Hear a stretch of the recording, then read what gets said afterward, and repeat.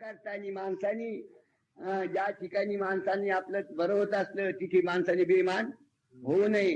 गडीवर जरी आपल्या मनाकरतानी जर आपण तसं झालं होतं, पण पुढे तो धक्का बसल्याशिवाय राहणार नाही. कारण आईचा, बापाचा, गुरुचा, आनंदाचा जो लोट आहे आशीर्वाद तो घेऊन माणसाने जगात जावं.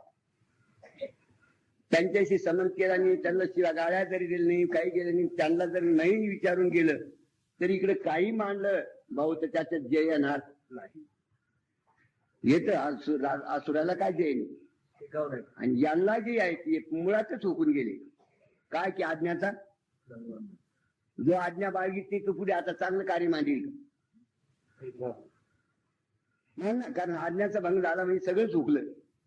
आज्ञाचा भंग करतो कोण? तर जो अज्ञानी आहे. ज्ञानी म्हणजे गर्दन तुटून जाईल पण आज्ञेचा भंग करणार. रामाने आज्ञाचा भंग केला का दशरथाच्या? काय जरुरी ठेवणार जाय पण आज्ञाचं पालन. आपली ती काही माताच्या आज्ञाचं पालन केलं, दशरथाच्या आज्ञाचं पालन केलं. नारण्यात जाऊन असे ज्यांनी आज्ञा घेऊन गेले तर सगळ्या जगावरला आरोप जो रावण आणि अत्याचार करीत होता त्याला नष्ट करून धर्म स्थापन करून सगळ्या जीवाचा उद्धार केला. त्र्यंबकेश्वर. हो बा या करतानी माणसानी